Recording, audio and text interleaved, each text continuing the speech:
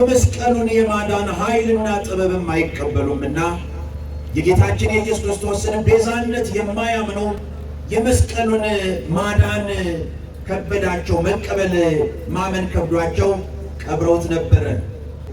በጣም ከባዱ ሰው ሰይጣን በባለቤትነት የሚይዘው እግዚአብሔርን ቢኖር ራሱን ይካድ፣ መስቀሉን ተሸክሞ ይከተለኝ። ራስን መካድ ማለት ምን ማለት ነው? ራስን መካድ ማለት በፍላጎቶቻችን ላይ መጨከን ነው።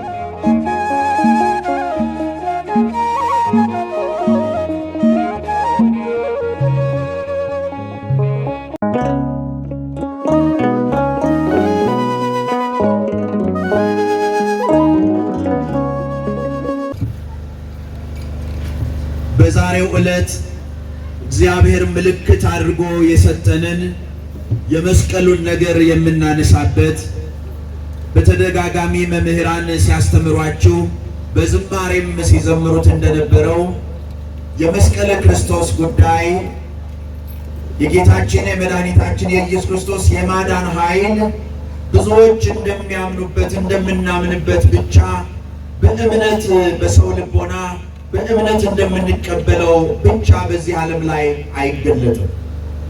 አንዳንዶች ደግሞ የመስቀሉ ጠላቶች ሆነው ይነሳሉ።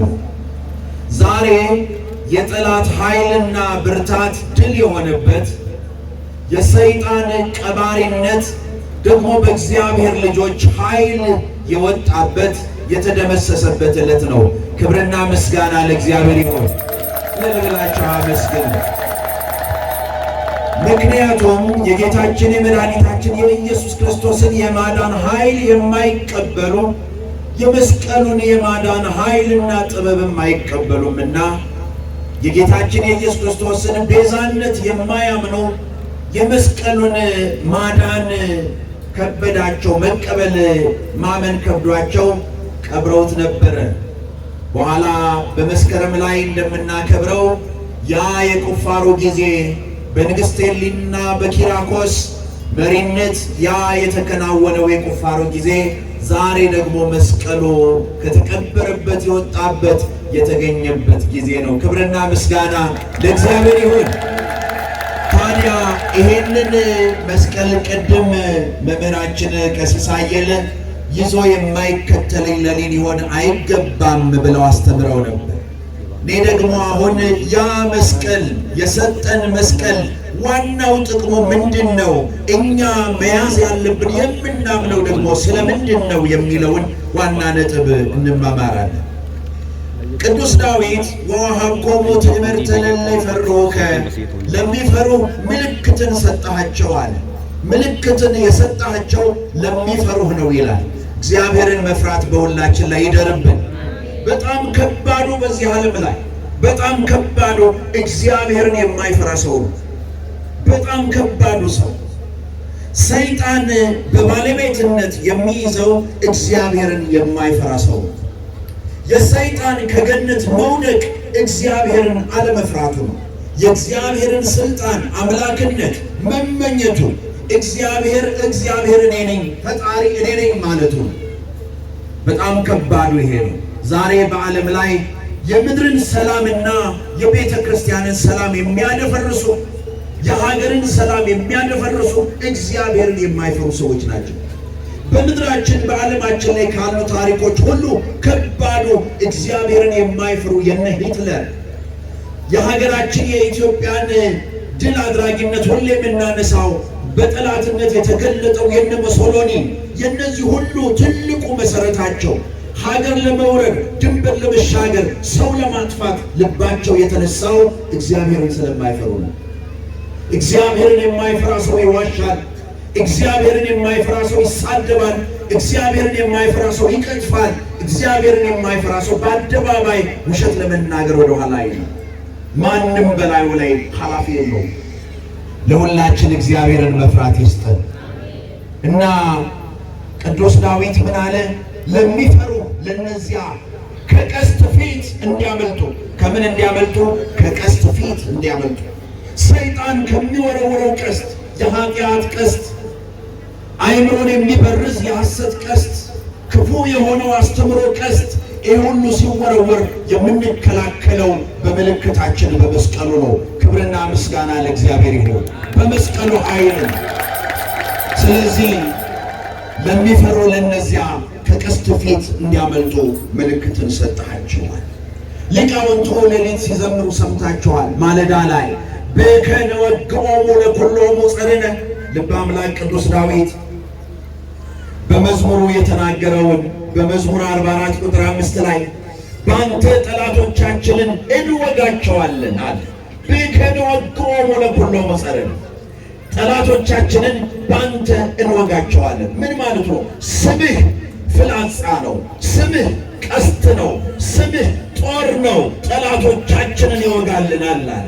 ይሄ ብቻ አይደለም። ደግሞ ቅዱስ ዳዊት ከቅዱስ ያሬድ ጋር በመስማማት በከነ ወግኦሙ ለኩሎሙ ጸርነ ካለ በኋላ ወበስምከ ነሐስሮሙ ለእለ ቆሙ ላዕሌነ በላያችን ላይ የቆሙትን በስምህ እናስራቸዋለን። ብዙ ጊዜ የማሰሪያ ጥቅም ይታወቃል። ብዙውን አንድ አድርጎ ለማሰር እንዳይበተኑ ሊያደርጋቸው። ወበስምከ ነሐስሮሙ በስምህ እነዚህን የጠላት ኃይላት በአንድነት እናስራቸዋለን። አንድነት አስረን እንጥላቸዋለን፣ ወግተን እንጥላቸዋለን አለ። ዲያብሎስን አምላከ ቅዱሳን ይውጋልን። የሰይጣንን ሐሳብ ወግቶ ይጣልልን፣ በስሙ አስሮ ይጣልልን። ወበስምከ ነሐስሮሙ በስምህ እናስራቸዋለን። በዚህ ነው ዛሬ በእግዚአብሔር ስም በአብ በወልድ በመንፈስ ቅዱስ ስም በጌታችን በኢየሱስ ክርስቶስ የማዳን ስም የጠላትን ኃይል እያስረን የምናስወግደው እና ይሄንን እናደርጋለን። ለምን? በመስቀሉ ጠላቶቻችንን የምንወጋበት ምክንያት አለ። ወሀቦሙ ትምህርተ ለእለ ይፈርሁ ለሚፈሩ ያን ምልክት አድርገህ ስለሰጣቸው። ይሄ ብቻ አይደለም። ዲቤሁ ተሰቅለ ቃለ አብ ያ ቃለ አብ የተባለ ኢየሱስ ክርስቶስ በእርሱ ላይ ተሰቅሏልና ደሙን አፍስሷልና ሰይጣንን ለመውጋት ኃይል አለዋል። አያችሁ፣ የምናማትበው ገና ከላይ ጀምሮ በስመ አብ ስንል ይሄንን የመስቀል ኃይል ሰይጣን ይፈራዋል። ዲቤሁ ተሰቅለ ቃለ አብ ጌታችን ኢየሱስ ክርስቶስ የእግዚአብሔር አብ ቃል እርሱ በመስቀል ላይ ተሰቅሏልና ሰይጣን ይፈራዋል። ስለዚህ በዚህ እናደርጋለን። ቅዱስ ዳዊት በቁጥር 7 ላይ መዝሙር 44 ቁጥር 7 ላይ በቀስቴ የምታመን አይደለሁም ማለት። ምክንያቱም እኔ አልታመንም፣ በእኔ ቀስት አልታመንም። ከቀስት ፊት እንዳመልጥ ምልክት ተሰጥቶኛልና ሌላ የማነሳው ቀስት የለም ማለት። ዛሬ የጦር መሳሪያ የለንም፣ የምንዋጋበት ኃይል ሰራዊት የለንም። ግን ሰራዊቶቻችን ቅዱሳን መላእክት የምንዋጋበት ቀስታችን መስቀሉ ሆኖ እግዚአብሔር ምልክት አድርጎ ሰጥቶናል። ክብርና ምስጋና ለስሙ ይሁን። ይሄንን የሰጠን አምላክ ሌላ የለ እና ካህኑ ዘካርያስ ጠላቶቻችን እነማን ናቸው ብለን እንድናስብ ያደርገናል። በሉቃስ ወንጌል ምዕራፍ 1 ቁጥር 69 ላይ ወአንሳ ለነ ቀርነ መድኃኒትነ የመዳንን ቀንድ አስነስቶልናል ይላል። የመዳንን ቀንድ አስነስቶልናል።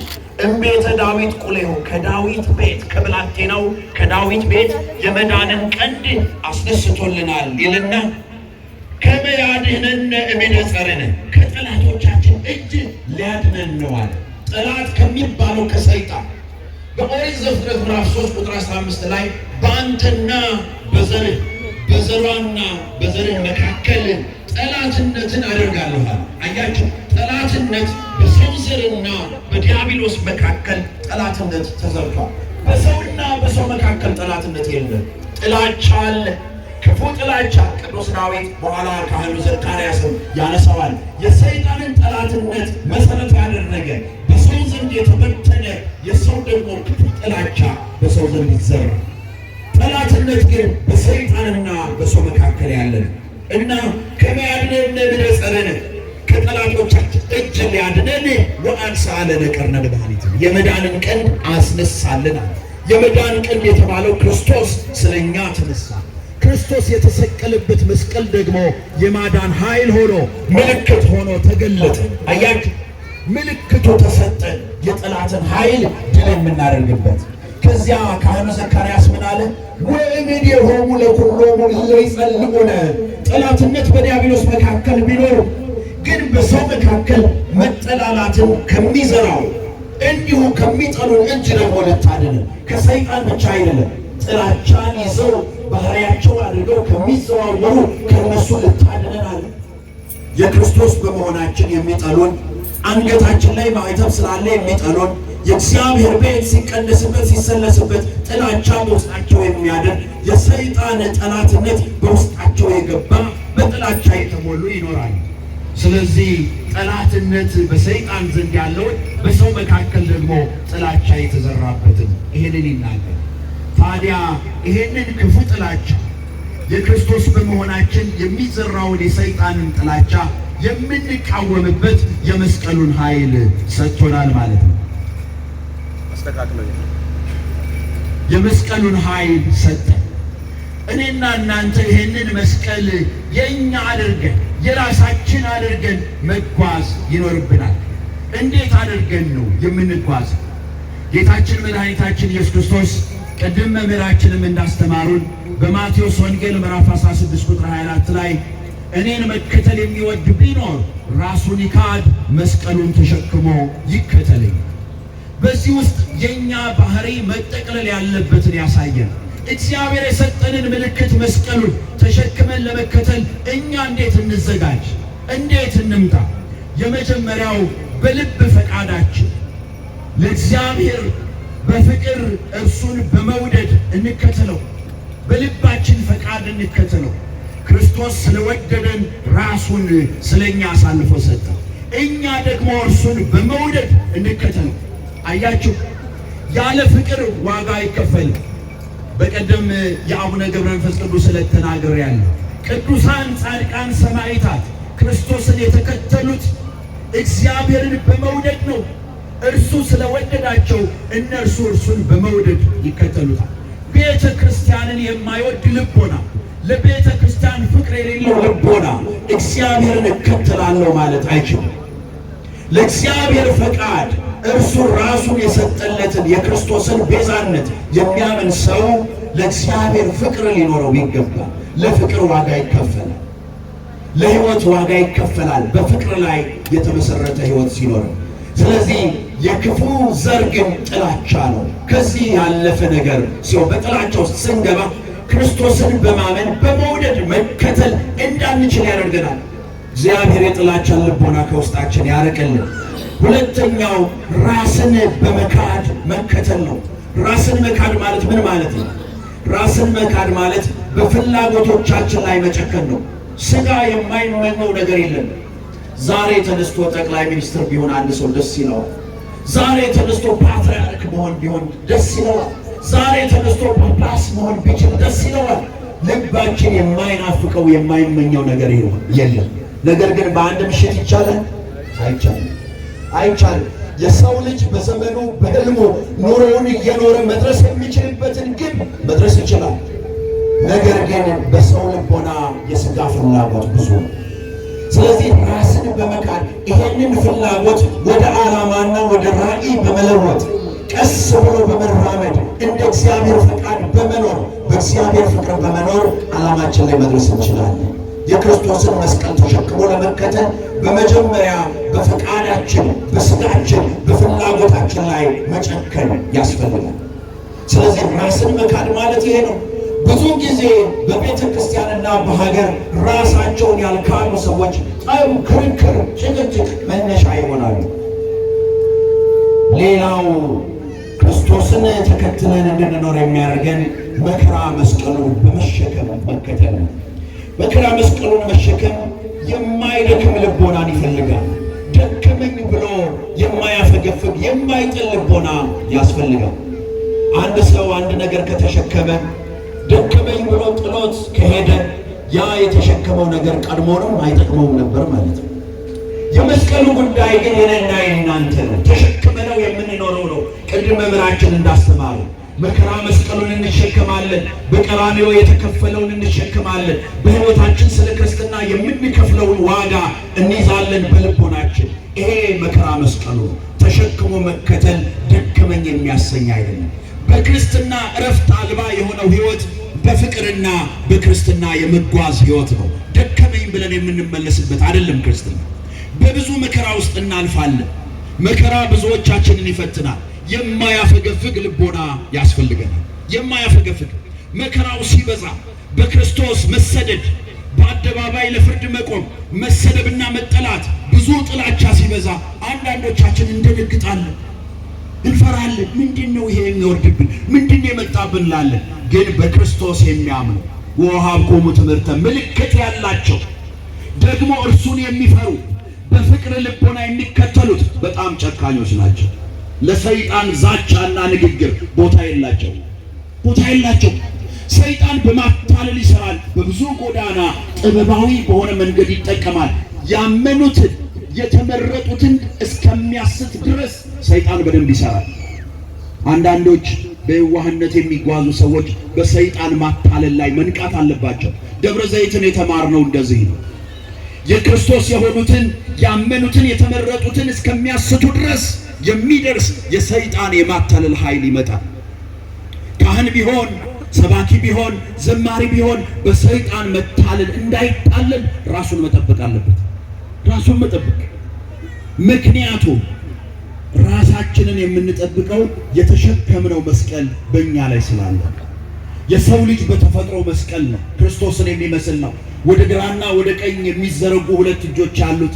ወደ ላይ የራሱ የአናቱ ትክክል ከእግዚአብሔር ጋር የሚገናኝ ወደ ምድር መሰረት ያለው እግሮቹ የተተከሉ መስቀል አምሳያ የሆነ የሰው ልጅ የመስቀሉን ኃይልና ምልክት ተሸክሞ የሚመላለስ። ስለዚህ ምልክት የተሸከምን እኛ ለሰይጣንና ለሰራዊቱ የማንደነግጥ መሆን አለብን። ለዚህ ነው ቅዱስ ጴጥሮስን ያ የመከራ ጊዜ ሲመጣ ሲያፈገፍግ አይቶት ተመልክቶት ትክደኛለህ ሲለው በፍጹም አለ። ዘራፋል። እኔ አልክድህም፣ እኔ አልለወጥም፣ እኔ የትም አልሄድም አለ። ሰይጣን ብዙ ጊዜ እንደ ስንዴ ሊያበጥራችሁ ፈለገ። እኔ ግን ስለ እናንተ ይሄንን እንዳታደርግ አደረኩት፣ እንዳያደርግ አደረኩት። አያችሁ፣ ቅዱስ ጴጥሮስ ሊቀ ካህናት ሆኖ ለመመረጥ የሚሄድበትን መንገድ ሰይጣን ያውቃል። አንዳንዶቻችንን የሚያታልለን በዚህ ስለሚያውቅ በዚያ በእሳት ዳር በጲላጦስ ግቢ ሲያገኘው አንተም ከናዝሬቱ ከኢየሱስ ክርስቶስ ጋር ነበር ሲለው አላውቀውም አለ። አምላከ ቅዱሳን ከክህደት ይጠብቀን፣ ከመካድ ይጠብቀን። በጣም ከባዱ ነገር ይሄ ነው። በክርስትና ውስጥ የክህደት ኃይል ወደኛ ከገባ መመለሻ የለውም። ቅዱስ ጴጥሮስ በእንባ ታጥቦ ተመለሰ። ይሁዳ ግን ለመመለስ ልቦናው ደንዳና ጠንካራ ነበረ። አንዳንድ ጊዜ በምድር ላይ በክህደት ጭልጥ ብለው የሚሄዱና በሞት የሚነጠቁ ሰዎች፣ የሚወሰዱ ሰዎች ይኖራሉ። እንደ ቅዱስ ጴጥሮስ በእንባ የሚመለሱ ሰዎች ይኖራሉ። በጣም ከባዱ ነገር እንደነዚህ አይነት ጠንካራ ልብ ያላቸውን መመለስ ነው። ቅዱስ ጴጥሮስም አስቀድመው የእግዚአብሔር ክብረ ብርሃን ይበራላቸው፣ በኋላ የካዱትን እነዚህን መመለስ ከባድ ነው አለ። አምላከ ቅዱሳን የንስሐ ልብ ይስጠን፣ የንስሐ ልቦና ይስጠን። በናረሞ መስቀለ ኢየሱስ በዚህች አጥቢያ ብዙ ዋጋ ተከፍሎባታል። ብዙ ምዕመናን አልቅሰዋል፣ ብዙ እንባ ፈሷል። በዚህ ቦታ ሲሶውን ነጥሎ የሚሄድ የሰይጣን አሰራር ቦታ አይኖረውም። ክብርና ምስጋና ለእግዚአብሔር ይሁን። እግዚአብሔር አምላክ የተመሰገነ ይሁን። መበርታት ያለብን በየትኛውም የእምነታችን አካሄድ እንደዚህ ነው። እግዚአብሔር ምልክት ሰጥቶናል ለሚፈሩት፣ ለኔና ለእናንተ ለኦርቶዶክሳውያን ምልክቷ መስቀል፣ ምልክቷ መሪዎቻችን አባቶች ጳጳሳት፣ ሊቃነ ጳጳሳት፣ ምልክቶቻችን መሪዎች፣ ምልክቶቻችን ካህናት፣ ምልክቶቻችን ዲያቆናት፣ ምልክቶቻችን የሰንበት ተማሪዎች። አንዲት የሰንበት ተማሪ ልብሷን የምትዘምርበትን ትታ ከዚህ ግቢ ብትወጣ ምእመን ተብላ ትጠራለች። እዚህ ግቢ ግን የምትዘምርበትን ልብስ ለብሳ ቆማ ብትታይ የሰንበት ትምህርት ቤቱ ዘማሪት ነው የምትባለው። ምልክታችን አለ። የክህነት ምልክት፣ የቤተ ክርስቲያን ልጅነት ምልክት፣ የምእመንነት ምልክት አለ። የምእመንነት ምልክት ማህተማችንና በእውነት ላይ መቆማችን ነው። ምልክታችን ለቤተ ክርስቲያንና ለእግዚአብሔር መገዛታችን ነው። ምልክታችን እንደ እግዚአብሔር ልጅነት የቤተ ክርስቲያንን አንድነት መዋቅሯን ጠብቆ መቀጠል ነው። ይሄ ምልክታችን ነው። ምልክታችንን የጣልን ጊዜ የዚያን ጊዜ ሰይጣን ሲሶውን ይዞ ወደ ሲኦል ይወርዳል። አምላከ ቅዱሳን ይጠብቀን። እግዚአብሔር ይጠብቀን ከቁርባን ከመስቀል ከእግዚአብሔር ሀብትና ጸጋ የሚያርቀንን ነገር እኛ መከላከል ይገባናል። በምንም አይነት ማታለል ውስጥ እንዳንገባ ደግሞም እንዳናፈገፍግ አምላከ ቅዱሳን ጽናት ሊሰጠን ይገባል።